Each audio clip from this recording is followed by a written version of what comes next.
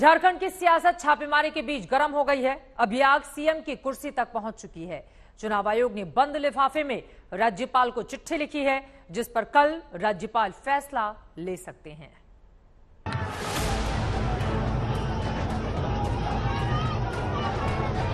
क्या झारखंड का मुख्यमंत्री बदलने वाला है? क्या हेमंत सोरेन की कुर्सी चली जाएगी? अगर हाँ, तो कौन होगा झारखंड का मुख्यमंत्री? दिल्ली से राज्यपाल रमेश बैस रांची क्या पहुंचे, सुगबुगाहट तेज हो गई, क्योंकि चुनाव आयोग ने बंद लिफाफे में जो राय भेजी है वो हेमंत सोरेन सरकार के लिए खतरे की घंटी है। चुनाव आयोग ने झारखंड के मुख्यमंत्री हेमंत सोरेन की विधानसभा सदस्यता को रद्द करने की सिफारिश कर दी है। आखिरी फैसला राज्यपाल को लेना है। झारखंड मुक्ति मोर्चा भ्रष्टाचार के दलदल में बनी हुई एक पार्टी है और जो इलेक्शन कमीशन ने जो फैसला किया है, जो आपके माध्यम से पता चल रहा है, भारतीय जनता पार्टी के केस को उसने सही साबित किया है। और सदस्यता हो जाने के बाद मेरा आग्रह होगा मुख्यमंत्री जी से कि अब भ्रष्टाचार की सीमा को समाप्त करें। उधर हेमंत सोरेन के घर पर हलचल तेज हो गई, बैठकों का दौर शुरू हो गया, आगे की रणनीति पर मंथन होने लगा। वहीं भारी संख्या में समर्थक सीएम आवास के बाहर जश्न मनाते नजर आए। इस बीच हेमंत सोरेन ने ट्वीट कर विरोधियों पर निशाना साधा। संवैधानिक संस्थानों को तो खरीद लोगे, जन समर्थन कैसे खरीद पाओगे? हैं तैयार हम, जय झारखंड।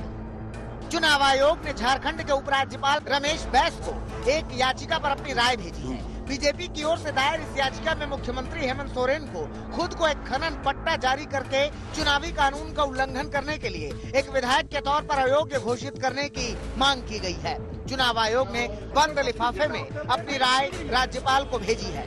हेमंत सोरेन को जनप्रतिनिधि कानून 1991 की धारा 9A के उल्लंघन का दोषी पाया गया है, इसलिए उनकी सदस्यता रद्द होने की बात कही जा रही है। तो मुख्यमंत्री की जो 191(9)A के तहत इनकी सदस्यता तो जानी ही चाहिए, साथ ही साथ जो एक्ट कहता है इसको डिबार भी करनी चाहिए।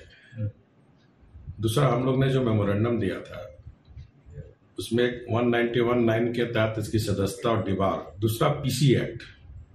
तो मेरी महामहिम से अनुरोध होगा, अरे महामहिम को अधिकार, इसमें किसी चुनाव आयोग से परमिशन लेने की जरूरत नहीं है।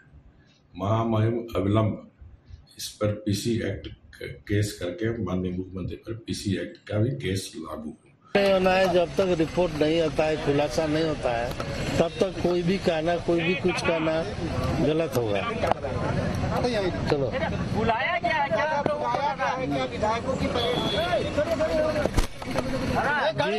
जी बुलाया गया है।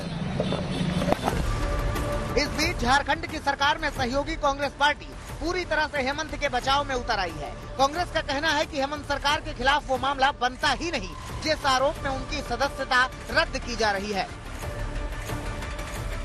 देखिए, सवाल है कि राजनीतिक जीवन में जहां तक मुझे जानकारी रही है कि सुप्रीम कोर्ट का ये जजमेंट है कि mining doesn't come under the office of profit में नहीं आता है।